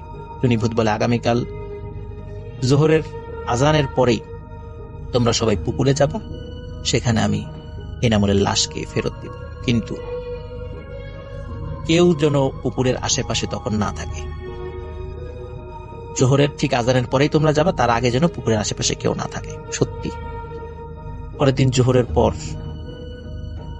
যখন এনামুলের পরিবার সেই পুকুরের কাছে যায়, দেখে এনামুলের লাশ উপর হয়ে ভেসে রয়েছে। তার লাশটা যখন পুকুর থেকে উঠায় তখন মনে হচ্ছে মাত্র কয়েক মিনিট আগে এনামুল মারা গিয়েছে। তার শরীর তখনও গরম ছিল। এনামুলকে কবর দেয়া হয়। এর সাথেই শেষ হয়ে যায় জুনিভূতের প্রতিশোধ। এই ঘটনার আরো প্রায় 50 বছর পরে জুনিভূতের দেখা মেলে নড়াইল জেলার লোহাগাড়া উপজেলার শালনগর ইউনিয়নে, যেখানে এক গ্রাম্য ডাক্তার আলামিনের সাথে জুনিভূত দেখা করে। কিন্তু আলামিন ডাক্তারের কিছু ছোটখাটো ভুলের কারণে নেমে আসে তার করুণ পরিণতি। সেই ঘটনা আপনারা শুনেছেন। প্রিয় লিসেনার্স, এখানে একটা বিষয়, সেটি হচ্ছে জুনিভূত যেই আম গাছে সুইসাইড করেছিল এবং তরু জায়েদ যেই গাছে তাদের লাশ পাওয়া গেছিল, সেই গাছটি এখনো রয়েছে আলফাডাঙ্গা উপজেলার পানাইল গ্রামে। গাছটি কিন্তু তেমন বড় হয়নি, কিন্তু মোটা হয়েছে। ওই গাছের কেউ ডাল ভাঙতে পারে না, কেউ পাতা ছিঁড়তে পারে না, এমনকি কেউ আমও পারে না। আম যেগুলো নিচে পড়ে সেগুলো মানুষ খায়। যেই ওই গাছের কেউ ডাল ভাঙে বা কোনো পাতা ছেড়ে, তারই কোনো না কোনো ক্ষতি হয়। করছি যে এই ঘটনাটি আপনাদের ভালো লাগবে। আপনার নামটা প্লিজ একটু বলবেন, কোথা থেকে এসেছেন, তারপর আপনার ঘটনায় যাব। Thank you so much Rasel ভাইয়া। আসসালামু আলাইকুম লিসেনার্স, আমি নিশাত আফরোজ, এসেছি বাসাবো থেকে। জি, আমি আজকে যে ঘটনাটি শেয়ার করব সেটা হচ্ছে আমার পরিবারের সাথে ঘটে যাওয়া। এটা 2005 এর ঘটনা অ্যান্ড পিরোজপুর জেলার, বরিশালের ভেতরে পিরোজপুর জেলার। তো আমার ঘটনাটি ঘটেছে বেসিক্যালি আমার মেজো ভাইয়ের সঙ্গে। আমার মেজো ভাই একদিন সন্ধ্যার সময় গিয়েছিল গরু আনার জন্য, মাঠে গরু আনার জন্য গিয়েছিল। তো গরু আনতে আনতে সন্ধ্যা হয়ে গেছে, অনেক বেশি সন্ধ্যা হয়ে গেছে, যেটাকে বলে মাগরিবের আজানের একটু আগে যে মুহূর্তটা, এক্স্যাক্টলি ওই মুহূর্তটাতে। তো আমার ভাই যখন যায়, যাওয়ার পরে গরুর হঠাৎ করে কেন যেন এদিকে ওদিকে দৌড়াদৌড়ি করছে, ছোটাছুটি করছে। তো ও ধরার চেষ্টা করে, ওর এজও তখন খুব একটা বেশি ছিল না। তো ও ধরার চেষ্টা করে, যখন ধরতে পারছে না, এরকম একটা সময় গরু একদম মানে সজোরে দৌড় দেয়। দৌড় দিয়ে আমাদের বাড়ির পাশেই একটা বাগান আছে, বাগানের নামটা হচ্ছে সবেদের বাগান। ওটা খুব নাম করা একটা বাগান। ওখানে প্রচন্ড সমস্যা আছে, মানে ওখান থেকে ওই বাড়িতে যে ফ্যামিলিগুলো থাকে তাদের ভেতরে মানে পুরুষ মানুষ বলতে কেউই বেঁচে নেই। মানে কোনো না কোনো ইনসিডেন্টে তাদের ভেতর থেকে মারা যাবেই, পুরুষ মানুষজন থাকেই না। তো ওই যে বাগানটা, ওই বাগানটার ভেতরে হঠাৎ করে গরুটা দৌড় দিয়ে চলে যায়। চলে যাওয়ার পরে আমার ভাই পেছন পেছন যায়, যে গরু ধরতে পারে না। তারপরে হঠাৎ করে দেখতে পাইছি কোনো একটা গাছের কাছে গরুটা দাঁড়িয়ে গেছে হঠাৎ করে। তো ও গরু ধরতে যাবে যখন, তখন ওর কেন যেন মনে হলো যে আশেপাশে হয়তো বা কিছু আছে, ও অনুভব করছে সেটা। তো ও হঠাৎ করে যখন সামনে তাকায়, দেখে যে বিশাল হোয়াইট কালারের একটা মানে কাপড় পরা কিছু একটা দাঁড়িয়ে আছে। তো ও মাথা উপরের দিকে দিয়ে তাকানোর চেষ্টা করে, তাকিয়ে ও দেখে যে মাথা ছাড়া অনেক লম্বা কিছু একটা ওর সামনে দাঁড়ানো। তো ওটা দেখে সাথে সাথে মা বলে শুধু একটা চিৎকার দেয়, চিৎকার দিয়ে ও বেহুশ হয়ে যায়। তো আমার আম্মু ওই চিৎকার শুনতে পায়, শুনতে পাওয়ার পরে আমার আম্মু দৌড় দেয়। সাথে সাথে আমরা যদিও শুনতে পাইনি ওর চিৎকারটা, আম্মুর শুনেছে। আমরা আম্মুর পেছনে পেছনে দৌড় দেই। আম্মু যখন যায়, যেতে যেতে আম্মু বলে আমার ছেলে আর নাই। বিকজ আমরা সবাই জানি ওই বাগানটা সম্পর্কে, এবং পুরো এলাকার মানুষই জানে যে ওটা খুব খারাপ একটা জায়গা। তো আমরা পিছনে পিছনে যেয়ে যখন দেখি যে ভাই ওখানে বেহুশ হয়ে আছে, তো আমরা একটু পানির জন্য অনেক চিল্লাচিল্লি করি যে কেউ একটু পানি দেন, আমার ভাই মরে গেল। মানে খুব বাজে অবস্থা হয়েছিল, ওর মুখ থেকে ফেনা ফেনা বের হয়ে যাচ্ছিল, এরকম একটা অবস্থা। তো আমরা কোনো ভাবেই পানি ম্যানেজ করতে পারিনি। তারপরে আমার বোনটা কোথা থেকে যেন একটু পানি নিয়ে আসে, পাশে আবার একটু খাল ছিল, ওখান থেকে পানি নিয়ে আসে। নিয়ে আসার পরে ওর মুখে ছেটানোর পরে ও সেন্স আসে, আমরা ওকে বাড়িতে নিয়ে আসি। ঘটনা এখানেই শেষ হয়ে যায় না, তার পরের দিন হচ্ছে পহেলা বৈশাখ থাকে। তো পয়লা বৈশাখ সবকিছুই ঠিকঠাক চলছিল, সকাল থেকে বাড়িতে মোটামুটি প্রিপারেশনও ছিল খুব ভালো। তো আমার ভাই, আমি তখন ছোট, তো আমাকে ঘাড়ে করে নিয়ে, ওখানে রাস্তা আবার খুব খারাপ ছিল, মাটির রাস্তা ছিল, জি। আমার ভাই আমাকে ঘাড়ে করে নিয়ে পাশের গ্রামে আর কি এক মেলা বসে, ওখানেও আমাকে নিয়ে যাচ্ছে। তো নিয়ে যাওয়ার পরে আমরা গেলাম, যে মেলা থেকে ফিরতে ফিরতেও আমাদের একটু সন্ধ্যার মতো হয়ে গেছে। আচ্ছা।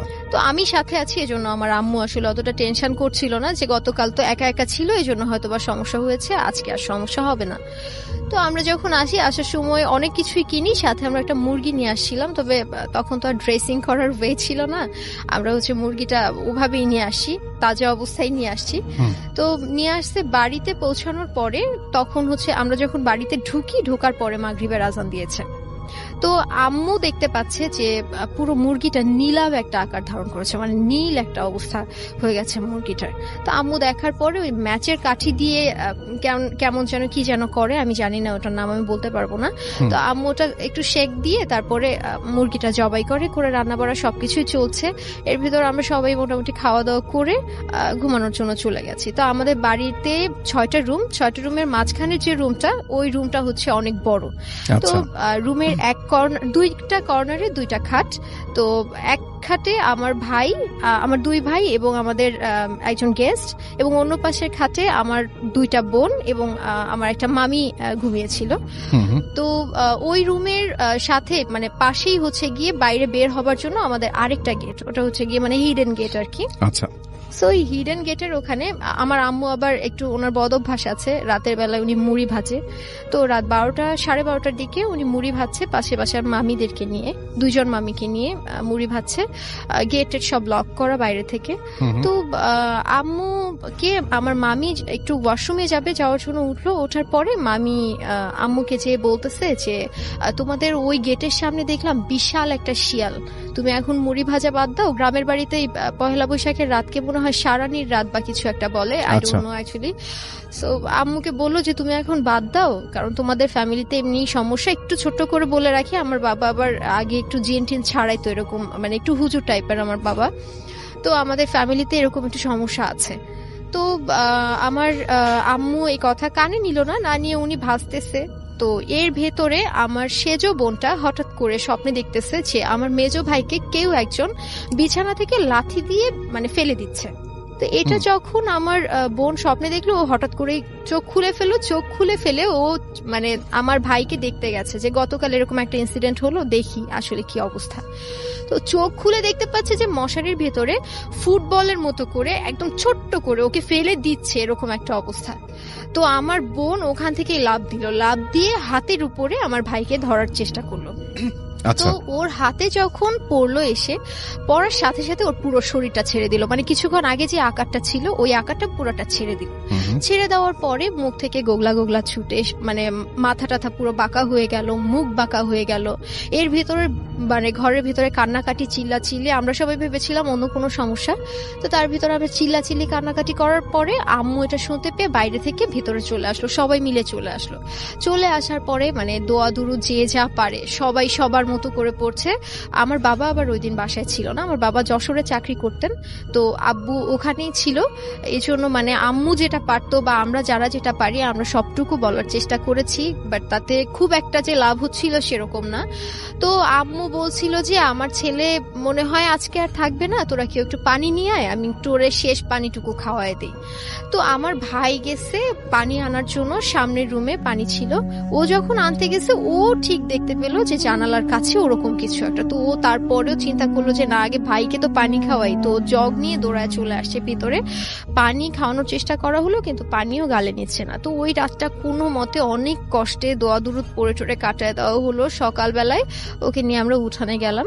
তো রাতের বেলা এত চিল্লাচিল্লি, গ্রামের মানুষ কেউ আসেনি, তবে সকালবেলায় সারা গ্রামের মানুষ সবাই চলে আসছে দেখার জন্য যে আসলে এই বাড়িতে সমস্যাটা কি হয়েছে। তো সবাই আসছে, ওর অবস্থা রাতে মোটামুটি চেঞ্জ হলো, মানে আজানের একটু আগে কিছুটা চেঞ্জ হয়েছিল। সকালটা হওয়ার সাথে সাথে আবার সেম অবস্থা, মানে মুখটুক বাঁকা টাকা হয়ে অবস্থা পুরোপুরি খারাপ। এর ভিতরে বাবাকে মানে রাতেই ফোন করা হয়েছিল, বাবা সকালবেলাই চলে আসার পরে ওকে মানে আব্বু যেটা জানে সবকিছুই বলেছে। তারপরে মানে যেটা আসলে সমস্যাটা করেছিল তাকে হাজির করার চেষ্টা করে। তো হাজির হয়ও। হবার পরে বলে যে আসলে সে খুব বৃদ্ধ, সে ছেড়ে যাবে না, এরকম একটা কথা বলেছে এবং বলেছে যে আমার আয়ত্তের ভিতরে এসেছে, আমি তো ওর কাছে যেতে চাইনি, আমার আয়ত্তের ভিতরে এসেছে, এজন্য আমি ওকে সমস্যা করতেছি, আমি এজন্যই ওকে এরকম হ্যাম্পার করতেছি। তো এটা যখন বলে তো বাবা তখন বলে যে না, তুমি এভাবে যদি করো, ছোট একটা ছেলে, ও মারা যাবে। তো অনেক কিছু করার পরে মানে তখন তো চলে যাওয়ার পর মানে বাবা ওকে তাবিজ টাবিজ দিয়ে দেয়, গোসল দিয়ে দেয়, সবকিছুই করে। তারপর থেকে মোটামুটি ওই সমস্যাটা দূর থেকে আছর করার চেষ্টা করে, কাছে আসতে পারে না। এবং মানে সে বলেও গেছিল যে কখনো না কখনো সে আবারও আসবে, সে আবারও সমস্যা করবে। তো রাসেল ভাই, এটাই ছিল আমার গল্প। Thank you so much. ঘটনাটির সময়কাল 2013 সাল। 2013 সালের কোনো এক সন্ধ্যার পর এই ঘটনাটি ঘটে।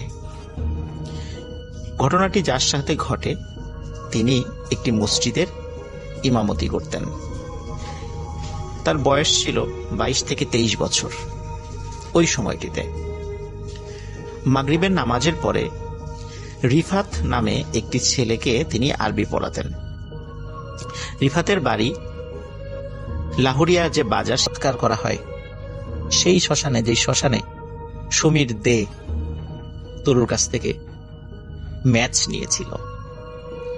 তরুর দেহ সৎকার করে জায়েদ এবং এনামুল যে যার বাড়িতে ফিরে যায়। তাদের সবারই মন খারাপ, প্রিয় বন্ধুর মৃত্যুতে তারা শোকে কাতর হয়ে পড়ে। এর কয়েকদিন পর জায়েদ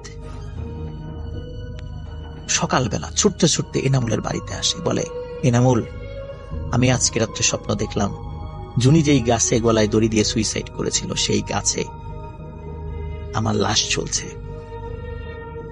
এনামুল জায়েদকে সান্ত্বনা দেয় যে না, এটা কিছু না, এটা এমনি কাকতালীয় ব্যাপার, এরকম চিন্তার কিছু নেই। কিন্তু চিন্তার তো আসলেই রয়েছে। পরের দিন সকালবেলা ঠিক একই জায়গায়, একই গাছে, একই ডালে জায়েদের ঝুলন্ত দেহ পাওয়া যায়।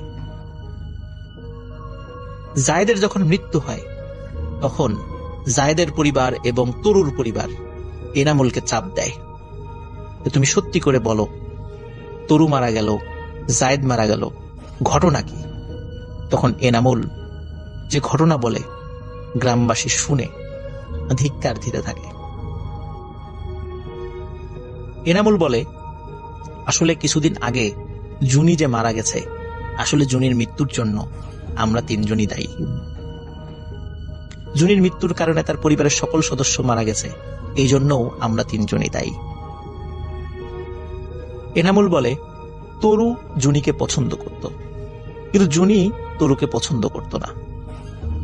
তরু বিভিন্ন সময় জুনিকে উত্ত্যক্ত করত। তরু যখন বুঝতে পারল কিছুতেই জুনিকে সে বাগে আনতে পারবে না, তখন সে বিভিন্ন কলা কৌশল প্রয়োগ করে। এই সহজ সরল মেয়ে জুনিকে বিভিন্ন ছলে বলে কৌশলে ফাঁদে ফেলে কোনো এক সন্ধ্যায় তাকে ঘর থেকে বাইরে বের করে নিয়ে আসে। পাশের একটি জঙ্গলে তাকে নিয়ে যায়। তখন সেখানে এনামুলও ছিল।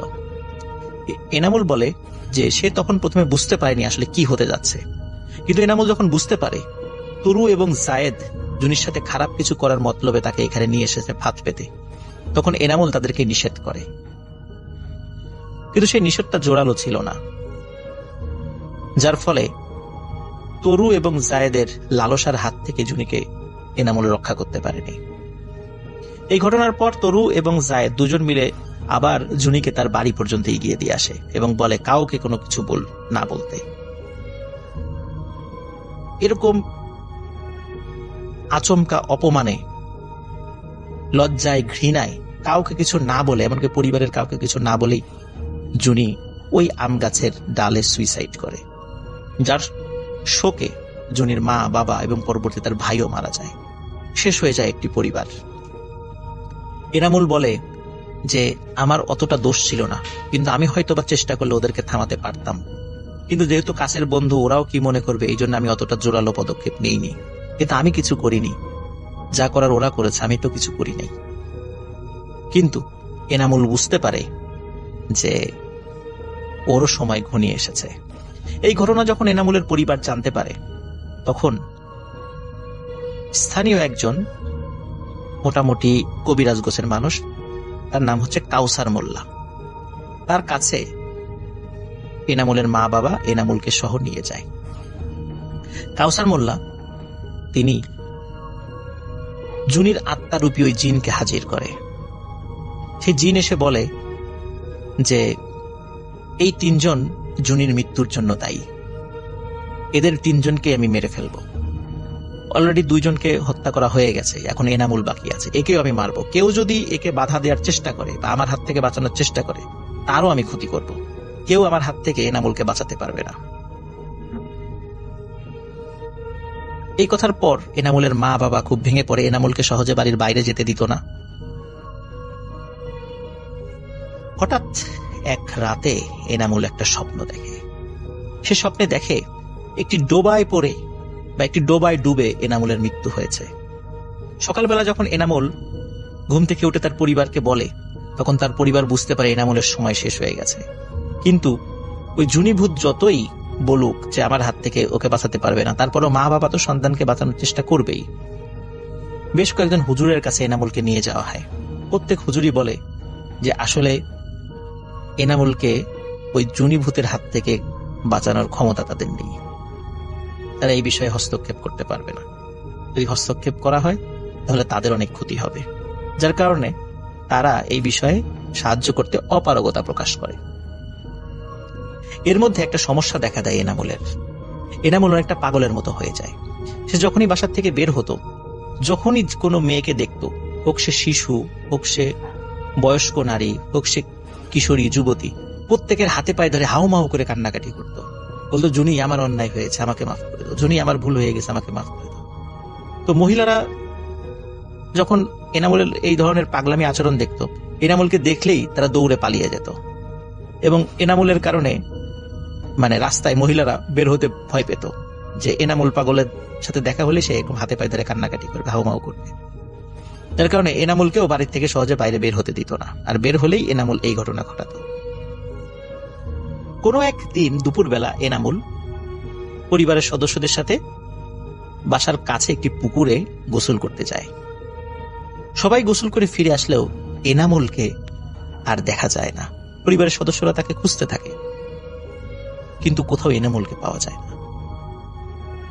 ওই সময় অন্যরা যারা পুকুরে গোসল করেছিল তাদেরকে জিজ্ঞাসা করা হয়, তারাও বলে তারা এনামুলকে পুকুর থেকে উঠে আসতে দেখেনি। সবাই বুঝতে পারে পুকুরেই হয়তো বা এনামুলের লাশ রয়েছে। জাল ফেলে ডুবুরি নামিয়ে তন্ন তন্ন করে খোঁজা হলেও পুকুরের কোথাও এনামুলকে পাওয়া যায় না। এনামুলের মা বাবা আবার সেই কাউসার মোল্লার কাছে যায়। কাউসার মোল্লা জুনিভূতকে হাজির করে। জুনিভূত বলে, এনামুলকে আমি জীবিতও দেব না, মৃতও দেব না, ওকে আমি কি করেছি সেটাও বলবো না, এটাই ওর শাস্তি। এনামুলের মা বাবা খুব হাউমাউ করে কান্নাকাটি করে, বলে যে আমার ছেলের লাশটা অন্তত দাও, তাকে কবর দেই আমরা।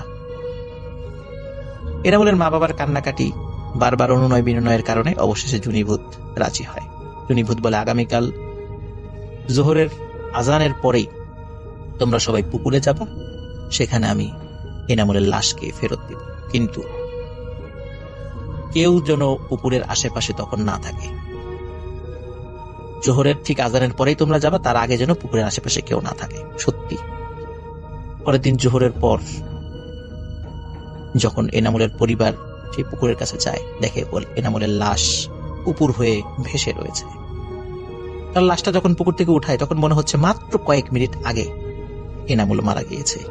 তার শরীর তখনও গরম ছিল। এনামুলকে কবর দেয়া হয়। এর সাথেই শেষ হয়ে যায় জুনিভূতের প্রতিশোধ। এই ঘটনার আরো প্রায় 50 বছর পরে জুনিভূতের দেখা মেলে নড়াইল জেলার লোহাগাড়া উপজেলার শালনগর ইউনিয়নে, যেখানে এক গ্রাম্য ডাক্তার আলামিনের সাথে জুনিভূত দেখা করে। কিন্তু আলামিন ডাক্তারের কিছু ছোটখাটো ভুলের কারণে নেমে আসে তার করুণ পরিণতি। সেই ঘটনা আপনারা শুনেছেন। প্রিয় লিসেনার্স, এখানে একটা বিষয়, সেটি হচ্ছে জুনিভূত যেই আম গাছে সুইসাইড করেছিল এবং তরু জায়েদ যেই গাছে তাদের লাশ পাওয়া গেছিল সেই গাছটি এখনো রয়েছে আলফাডাঙ্গা উপজেলার পানাইল গ্রামে। গাছটি কিন্তু তেমন বড় হয়নি, কিন্তু মোটা হয়েছে। ওই গাছের কেউ ডাল ভাঙতে পারে না, কেউ পাতা ছিঁড়তে পারে না, এমনকি কেউ আমও পারে না। আম যেগুলো নিচে পড়ে সেগুলো মানুষ খায়। যেই ওই গাছের কেউ ডাল ভাঙে বা কোনো পাতা ছেড়ে, তারই কোনো না কোনো ক্ষতি হয় এবং সবাই বলে এটি জুনিভূতি করে। কাউসার মোল্লা এখনো জীবিত আছে। তার কাছে হাজির হয়ে জুনিভূত বলেছিল যে আমি এই গ্রামেই থাকবো, আমি কোথাও যাব না, এই আম গাছেই থাকবো। কেউ এই আম গাছের ক্ষতি করার চেষ্টা করলে আমি তাকে ক্ষতি করব। প্রিয় লিসেনার্স, আম গাছটি এখনো রয়েছে। অদ্ভুত রকমের একটি গল্প, যেন সিনেমার গল্পকেও হার মানায়। হ্যাঁ প্রিয় লিসেনার্স, এটি ছিল জুনিভূতের ঘটনা। আপনার ঘটনায় চলে যাই। ভাই, আমি বেশ কতদিন ঢাকার বাইরে সফর করেছি। তো আমি এখন যে ঘটনাগুলো বলবো সেটা কুষ্টিয়া জেলার। জি। তো আমি কুষ্টিয়া জেলায় গিয়েছিলাম। সেখানে খুবই কঠিনভাবে জিন বসবাস করতেছে, সেটি স্বচক্ষেও দেখে আসছি। আমি যে বাড়িতে গিয়েছিলাম সেটা যেতে যেতে অনেক রাত হলো। তো যখন আমি বাড়িতে যাই, যাওয়ার সময় দরজাটার মধ্যে দাঁড়ানো রেখে আমাকে দাঁড় করিয়ে ওনার একটা আগুন নিয়ে আসছিল। এই আগুনের উপর হাত রেখে তারপরে ঘরে প্রবেশ করতে হয়। জি। তা আমি জিজ্ঞেস করলাম এটা কেন, এটা কিসের আওয়াজ? বলতেছেন না, আমাদের এলাকাটা জিনের প্রভাব বেশি, তো আগুনের উপরে হাত রাখলে আমরা মানুষ বুঝি, আর যে নাকি হাত রাখে না তা সেটাকে আমরা জিন বলে মনে করি। জিন তো আগুনে হাত দেয় না। তখন আমি হাত দিলাম, তো ঘরে প্রবেশ করছি। তো ঘরে প্রবেশ করার পরে দেখি প্রতিটা ঘরের ভিতরেই কোনো ঘর কখনো খালি রাখা হয় না, একজন ব্যক্তি থাকবেই। তো সেটাও জিজ্ঞেস করলাম কেন, তো বললো একা ঘর খালি থাকলেই সেখানে এসে তারা বসবাস করতে থাকে। এমনকি যখন রাত্রিবেলায় খাওয়া আমার ব্যবস্থা করা হলো, তখন যখন বললো আপনি হাতটা ধুয়ে আসেন, তো বললাম আসেন আমাকে দেখিয়ে দেন। তখন বললো যে আমি যদি এখান থেকে উঠি তাহলে এখান থেকে খাবার খেয়ে ফেলবে, নিয়ে নেবে। তো সেখানে একটা অবাক হলাম যে বলেন কি, অর্থাৎ একটু এদিক সেদিক হলেই সেই জিনের এত প্রভাব সেখানে তারা এগুলো করে। তা বললাম তাহলে একটু দেখি। তো ও বলছে ঠিক আছে আমি আপনাকে দেখাচ্ছি। তো যার বাসায় গেছি সে আমার সাথে একটু দরজার কাছে, অর্থাৎ যেখানে হাত ধুবো সেখানে যখন একটু কাছে গেলাম, ঘর থেকে যে জানালাটা খোলা ছিল ওইখান থেকে প্রায় 12 থেকে 15 হাত দূরে গাছ, এক গাছ ছিল, ফল গাছ। ঠিক টেবিল উপরে যে খাবারটা দেওয়া ছিল ওইখান থেকে জালনা দিয়ে হাত দিয়ে ঘরের মধ্যে যে মুরগি গোশত দেওয়া হলো সেইটা খাবারটা হাতে করে নিয়ে যাচ্ছে, এই স্পষ্ট সেটা দেখা।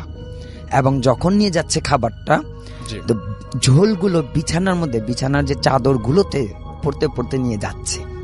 তো প্রায় 12 থেকে 15 হাত দূর গাছ, এই ওইখান থেকে বসে ঘরের ভিতরে হাত দিয়ে সেই তরকারি অত গোশতটা নিয়ে গেছে, সেটা আমি দেখছি। তো একটা অদ্ভুত হলাম যাচ্ছে। তারপর আর কি হয়, পরবর্তী রাত্রি যখন আমি থাকলাম, প্রতিটা ঘরেই যার যার ঘরে একা একা থাকতে হয়, ঘরে মানুষ তো গ্রামের কম। তা আমি সেই ঘরে একা থাকার যখন বসেছিলাম, তো দেখি দরজার কাছে একটি ছোট্ট মেয়ে খুব শুধু হাসে দাঁড়িয়েছিল। তা আমি ওকে বললাম আসেন, কাছে আসেন, আপনার নাম কি, আমি আপনাদের এখানে আসছি বেড়াতে, কাছে এসে কথা বলেন। তো পুরো হাসতেছিল। তো পাশের রুম থেকে আমার এরকম কথার আওয়াজ শুনে পাশের রুম থেকে যখন আমার ঘরে আসতেছিল, তখন সে মেয়েটা নাই, চলে গেল। তো আমি জিজ্ঞেস করলাম ঘরের পরিবারটাকে যে এখানে একটা ছোট্ট মেয়ে ছিল, ওটা কে? বললো না, এই মেয়েটা আমাদের অনেক দিন ধরে এই ঘরে, যখন কোনো আমরা এই ঘরে থাকি ঘুমাবো, তখন এই ঘুমানোর পাশে আমাদের পাশে বসে থাকে, হাত বুলিয়ে দেয়, এবং ঘরের মধ্যে তার আসা যাওয়া। ও মানুষ না, এই ছোট বাচ্চাটা যে আসলো ও মানুষ না, ও এরকম আসে আমাদের, প্রায়ই আমাদের ঘরে আসে, সন্ধ্যা পর থেকে নিয়ে ফজর পর্যন্ত এরকম ভাবে প্রত্যেকটা ঘরেই প্রবেশ আসা যাওয়া করে। কিন্তু কারো কোনো ক্ষতি করে না, শুধু হাসবে, শুধু হাসে। পরবর্তীতে রাত 1টা বা 1:30 বাজে প্রচন্ড গরম। তো ওনাদেরকে বললাম আসেন একটু বাইরে ঘুরে আসি, এত গরম ভালো লাগতেছিল না। তো বললো হ্যাঁ আপনাকে তো নিয়ে যাব। তো আমাকে নিয়ে গেল। তো সেখানে বলতেছে আমি আপনাকে আরেকটা আশ্চর্য জিনিস আমাদের গ্রামে দেখাবো, সেটা হচ্ছে একটা নদী পার করাবো, কিন্তু সেইখানে আমাদের সাথে কথা বলবেন না এবং ভাড়াও কিন্তু দেবেন না, চুপ করে থাকতে হবে। বললাম ঠিক আছে। তো আমাকে সেই নদীর ঘাটকার কাছে যে নেওয়া হলো, সেইখানে 1:30 বেজে গেল। তো সেইখানে দেখলাম যে মাঝি বসে আছে নৌকা নিয়ে, আমরা সেখানে উঠে বসলাম। উনি চুপ করেছিল, যে আমাকে সাথে করে নিয়ে গেছিল, উনি কোনো কথা কোনো কিচ্ছু বললো না। আমিও চুপ করে ওনার সাথে সাথে বসে রইলাম। তো যখন নৌকাটা মাঝ নদীদের কাছে দিয়ে চলে যাচ্ছিল, তখন সেই মাঝি শুধু এটুকুই বলল, মেহমান লোকটা খুব ভালো। তারপর আমাদের ওপারে নিয়ে গেল। আমরা কিন্তু টাকা পয়সা কোনো কিছু দেওয়া হলাম না। তারপর আমরা ওইখান থেকে নামলাম। ওইখানে রাত্রেবেলা আর এই একটা নৌকায় রাত 1:30 বাজে উনি আর কি নিয়ে পার করায়, সেটা জিন ছিল, মানুষ ছিল না মাঝিটা। পরবর্তীতে আমরা তার আসিনি, আমরা সকালবেলা আবার ফেরত আসছি এখানে। আচ্ছা, তো এইরকম ভাবে কুষ্টিয়াতে আমি যে 4টা দিন ছিলাম, এরকম অহরহ প্রত্যেকটা মানুষের জনসম্মুখের মতন, যেমন আমরা বসবাস যা কিছু করতেছি সেইখানে এগুলো সবই চলতেছে, সবকিছু এখানে ওইখানে এগুলো হইতেছে ওই জায়গায়। আচ্ছা, পুরো মানুষের মতো বসবাস। আরো অনেক আপনি সেটা নিজের চোখে দেখে সব চোখে দেখে আসলাম। সবচেয়ে বড় আশ্চর্য, চাপ কল থেকে পানি পড়তেছে, চাপ দিতেছে, পানি পড়াইতেছে, এবং 4টা দিনের ভিতরে আমি সবই অবাক। আর একটা বিষয় হইতেছে, 5 মিনিটের একটা খুব কম একটা ঝড় আসে। আমরা রাত্রিবেলা এখানে একটা দোয়া করেছিলাম, রাত সবাইকে বসে নিয়ে রাত যখন আমরা দোয়া করতেছি, হঠাৎ এমন একটা ঝড় শুরু হলো।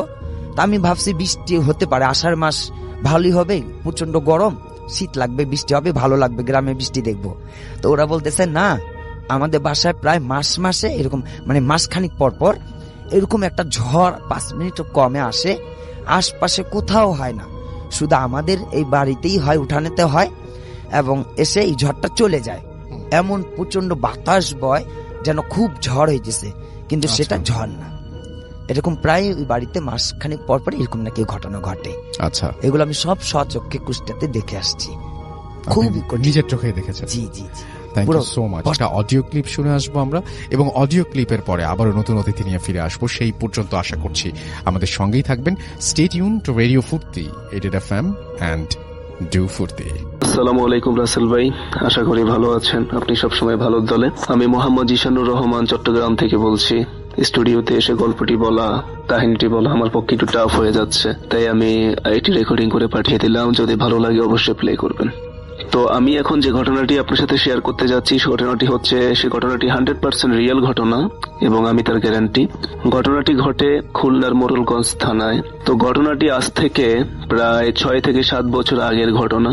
ঘটনাটি আমি আমার এক বন্ধুর কাছ থেকে শুনেছি, এবং ও আমাকে বলেছে যে ঘটনাটি 100% সত্যি ঘটনা। এতে কোনো বানানো কোনো কথা নেই, বা আপনার যদি বিশ্বাস না হয়, খুলনা মোড়লগঞ্জের অনেক শ্রোতা আছে রেডিও ফুর্তিতে, তাদের কাছে আপনারা আক্স করে দেখতে পারেন। তো আমি কাহিনী শুরু করতে যাচ্ছি কথা না বাড়িয়ে। তো ঘটনাটি যাকে নিয়ে, তার নাম হচ্ছে মালেক। তিনি একটি ভাসমান নৌকা নিয়ে মোড়লগঞ্জ থানার খাল আছে একটা, ওই খাল দিয়ে উনি নৌকা বেয়ে উনি মার্কেটিং এর মতো করে জিনিসপত্র বিক্রি করতেন। তো ওনার নৌকাটা ছিল অনেকটা মার্কেটিং নৌকা বা মার্কেটিং বোটের মতো। মানুষের গ্রামে নিত্য প্রয়োজনীয় জিনিস উনি ওনার নৌকার মধ্যে নিয়ে বহন করে মানুষকে এগুলো বিক্রি করতেন। তো যেহেতু গ্রামের মানুষ, মালেক ভাই ছিলেন, ওনার নাম ছিল মালেক। উনি যেহেতু গ্রামে নৌকা নিয়েই করতেন, কাজে এই গ্রামে তো বুঝেনি, রাত 10টা আর 9টা 8টা 9টা 10টা বাজে, অনেক রাত, গভীর রাত। তো ঘটনাটি ঘটে শীতকালে। তো উনি একদিন ওনার নৌকা নিয়ে খুলনা মোড়লগঞ্জ থেকে পিরোজপুরে, ওখান থেকে পিরোজপুর খুব কাছে, খুলনা মোড়লগঞ্জ থেকে পিরোজপুরে যাতায়াতের জন্য একটি নদী আছে, উনি নদী করে উনি ওনার নৌকাটা বেয়ে উনি ওই খুলনা থেকে উনি পিরোজপুরের দিকে রওনা হন ওনার মাল সামানা বিক্রি করার জন্য। তো বলে রাখা ভালো, উনি ওনার নৌকার মধ্যে যে সকল মালামাল বিক্রি করতেন, তার মধ্যে বেশি ছিল মহিলাদের গৃহস্থালীয় জিনিসপাতি, যেমন হাড়ি পাতিল, আরো নানা রকম যাবতীয় গৃহস্থালীর জিনিস। কাজে মহিলারা ওনার জিনিসপত্র বেশি কেনার জন্য কাস্টমার ছিল। তো উনি রেগুলারই ওই পিরোজপুরের একটা গ্রামে উনি যাতায়াত করতেন তার জিনিসপত্র বিক্রি করার জন্য। তো একদিন উনি জিনিসপত্রগুলো বিক্রি করা শেষে উনি আবার খুলনার দিকে যখন রওনা হলেন, তখন রাত প্রায় 11 11টার মতো বেজে যায়। তো উনি বেশ সাহসী ছিলেন এবং উনি খুব নামাজি ছিলেন এবং খুবই একজন ধার্মিক মানুষ ছিলেন। উনি তেমন একটা ভয় পেতেন না।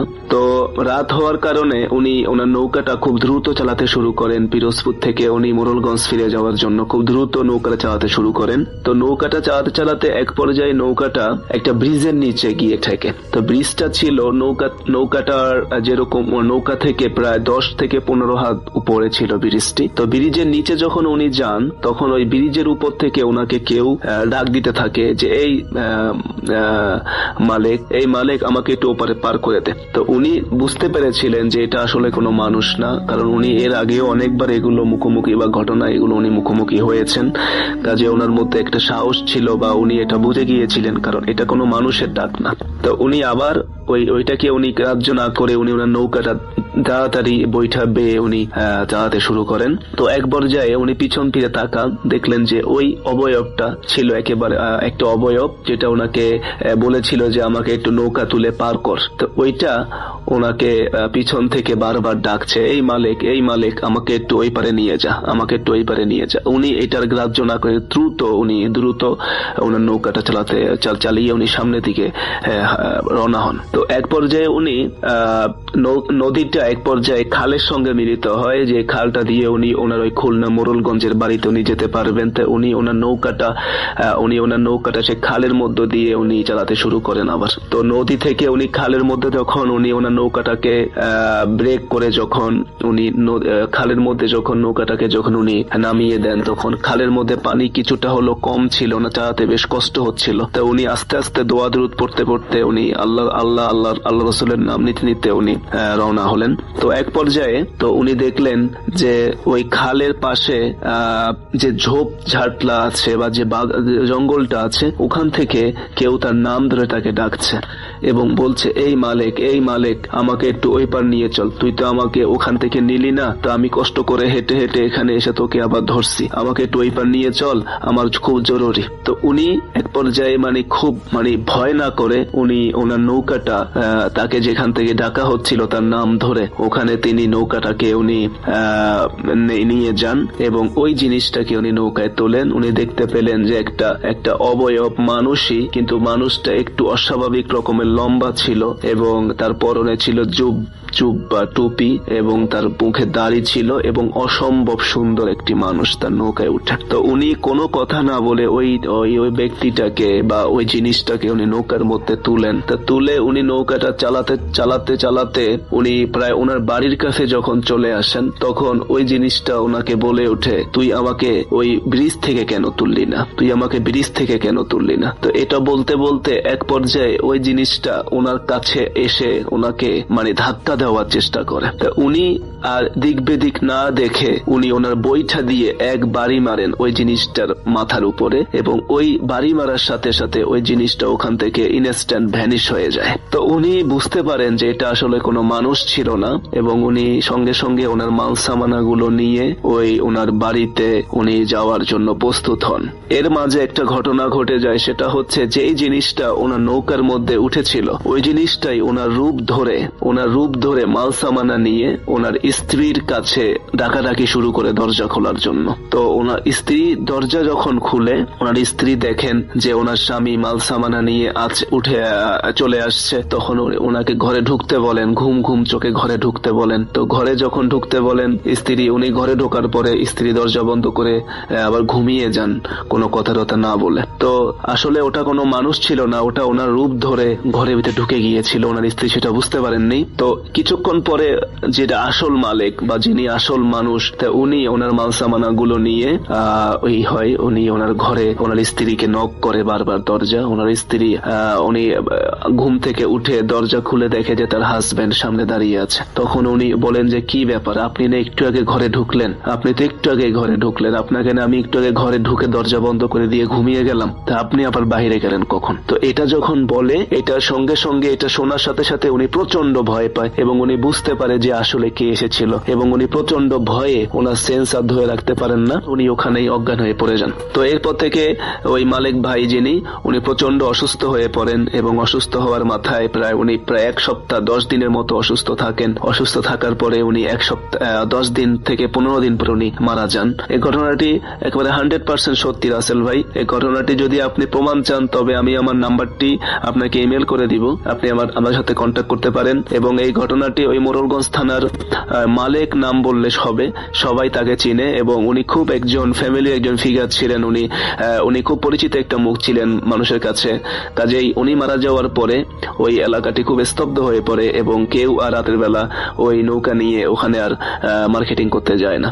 তবে রাসেল ভাই, এটা ছিল ঘটনা। যদি ভালো লাগে অবশ্যই শেয়ার করবেন। আসসালামু আলাইকুম। আসসালামু আলাইকুম রাসেল ভাই এবং প্রিয় লিসেনার্স, আশা করছি আপনারা সবাই ভালো আছেন এবং ভালো সাথেই আছেন। আর ধন্যবাদ জানাচ্ছি রাসেল ভাইকে আমাকে সুযোগ করে দেওয়ার জন্য আমার গল্পটি বলার।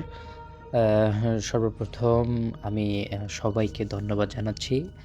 আর আশা করব যারা যারা আমাদের আজকের এই এপিসোডটি শুনতেছেন শেষ পর্যন্ত আমাদের সাথেই থাকবেন, কারণ আমরা আজকে কয়েকটি লোমহর্ষক ঘটনা বলতে যাচ্ছি।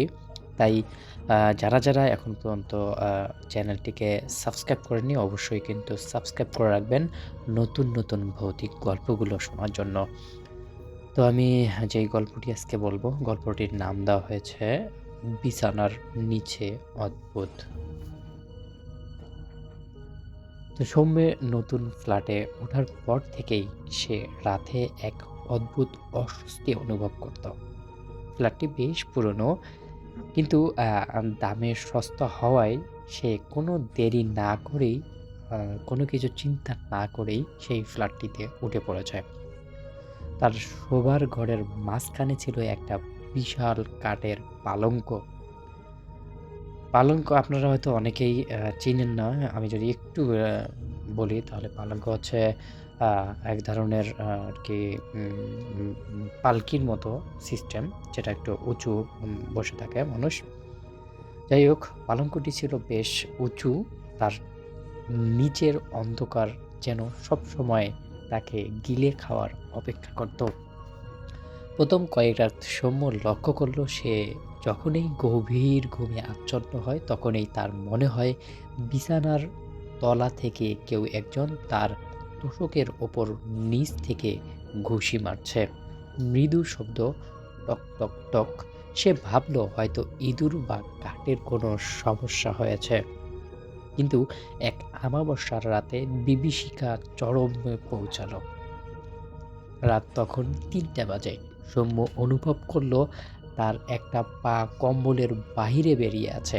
হঠাৎ একজোড়া হিমশীতল আঠালো হাত তার গোড়ালি শক্ত করে চেপে ধরল। সেই স্পর্শ ছিল কোনো মৃত মানুষের চামড়ার মতো ভেজা আর ঠান্ডা শুষ্ক একটা অনুভূতি। সে ঝটকা দিয়ে পা সরিয়ে নিল এবং ভ্যাচাকা হয়ে বিছানার ওপর থেকে উঠে বসল। সে ভাবল এটা হয়তো দুঃখ স্বপ্ন ছিল। সে সাহস সঞ্চয় করে মোবাইলের টর্চ জ্বালিয়ে বিছানার নিচের আলো ফেলল। নিচে ধুলো ছাড়া কিছুই ছিল না। সে স্বস্তির নিঃশ্বাস ফেলে আবার শুয়ে পড়ল। কিন্তু আধা ঘন্টা পর সে অনুভব করল তার পিঠের নিচে তোশকটা ধীরে ধীরে দেবে যাচ্ছে, যেন নিচ থেকে কেউ সেটাকে আঁকড়ে ধরে নিচের দিকে টেনে নিচ্ছে। সে শুনতে পেল এক অতি তীক্ষ্ণ ফিসফিসানি, তোমার উপরে জায়গাটা খুব নরম, তাই না? এবার আমার ওঠার পালা। সৌম্য এবার ভয়ে একদম জমে গেল। সে দেখল বিছানার পাশ দিয়ে একটা দীর্ঘ কালো ছায়া ধীরে ধীরে উঠে আসছে। ছায়াটার আঙ্গুলগুলো অস্বাভাবিকভাবে লম্বা আর নখগুলো যেন ব্লেডের মতো ধারালো। সেটি সৌম্যের গলার কাছের মুখটা নিয়ে এলো। তার কোনো চোখ নেই, কেবল দুটো বিশাল বড় রক্তমাখা কঠোর, যা থেকে চুই চুই করে কালো আলকাতরার মতো কিছু একটা পড়ছে। সৌম্য বুঝতে পারল সে যখন নিচে আলো ফেলছিল সেই সত্তাটি তখন দেওয়ালের কোণে মিশে গিয়েছিল। সৌম্য বিছানা থেকে লাফ দিয়ে নামতে গেল, কিন্তু তখনই তার পা দুটো আবার সেই হাতগুলো টেনে ধরল। এবং তাকে এক হ্যাসকা টান দিয়ে বিছানা থেকে সেই জমাট বাঁধা অন্ধকারের ভিতরে নিয়ে গেল।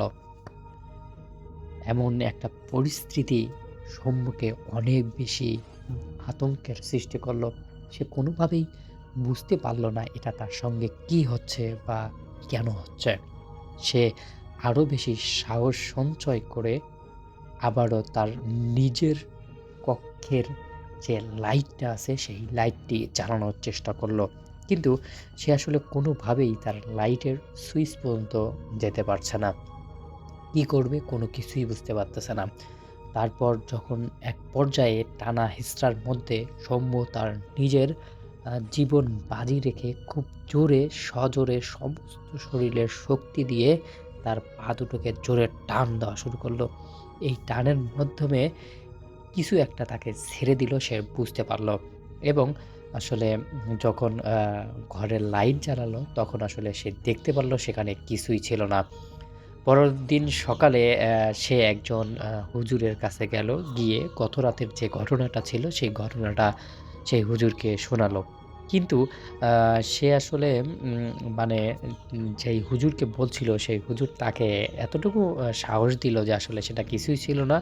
তোমার মনের ভুল বা রাতচোর এসেছিল। রাতচোর কি আমরা এটা অনেকেই জানি যে আমাদের মানে শরীরের চেপে বসে এবং আমাদেরকে ক্ষতির সাধনের দিকে নিয়ে যায়, কিন্তু কোনোভাবেই সে আসলে সফল হয় না। যাই হোক, হুজুরের কথা শুনে সৌম্য একটু স্বস্তির নিঃশ্বাস ফেলল এবং গ্রামবাসীর কাছে মানে এই বিষয়টা নিয়ে তদন্ত করা শুরু করলো যে আসলে এখানে কিছু আছে কিনা বা ভৌতিক কিছু আছে কিনা। কিন্তু সে সবকিছু মানে যোগাযোগ করে বা সবকিছু বাছাই বিশ্লেষণ করে এটাই বুঝতে পারলো যে সেখানে আসলে বহুদিন আগে একটা মানে মহিলা যিনি ছিল অনেক পরহেজগার, তিনি তাহাজ্জুদের নামাজ পড়তো, অনেক নামাজ পড়তো। তো গভীর রাতে একদিন আ মানে সে বাহিরে বা কোনো কিছু একটা করতে গিয়ে পা পিছলে পড়ে যাওয়ার পর সেখানে মানে সেখানে নিহত হন। এই নিহত হওয়ার পর থেকেই আসলে সেখানে তার যে আত্মাটা ছিল সেই আত্মাটা এই ফ্ল্যাটের মধ্যে বন্দী হয়ে গেছে। কোনোভাবেই সেই আত্মাটা আরকি ছাড়া পাচ্ছে না। এজন্যই প্রতি অমাবস্যার রাতে সেই মহিলা যারা তার সঙ্গে মানে বেয়াদবি করে বা খারাপ কাজের মধ্যে লিপ্ত থাকে বা মানে নিজেদেরকে ভালো কিছু আ করে না নিজেদের জন্য, তাদেরকেই এরকম একটা অবস্থার মধ্যে ফেলে। তো এইসব কিছু জানার পর সৌম্য সিদ্ধান্ত নেয় যে সেখানে আর সে ১ সেকেন্ডও থাকবে না। বাড়ির মালিককে বলে খুব তাড়াতাড়ি সে সেখান থেকে বিদায় নেয় এবং পরবর্তী কোনো সময় সেখানে আর ফিরে আসেনি সৌম্য। তো দর্শক, আমাদের গল্পটি ছিল এতটুকুই। আশা করছি গল্পটি আপনাদের কাছে ভালো লেগেছে। যদি গল্পটি আমাদের এতটুকু ভালো লাগে তাহলে অবশ্যই কিন্তু গল্পটিতে লাইক, কমেন্ট এবং শেয়ার করে দিবেন। আর যে যদি আপনাদের গল্পটি ভালো লাগে তাহলে কিন্তু অবশ্যই চ্যানেলটিকে সাবস্ক্রাইব করে আমাদের পাশেই থাকবেন। তো দর্শক, শেষ করছি আজকের গল্প। ভালো থাকবেন, সুস্থ থাকবেন। নতুন ভিডিও দেখার আমন্ত্রণ জানিয়ে শেষ করছি। আল্লাহ হাফেজ।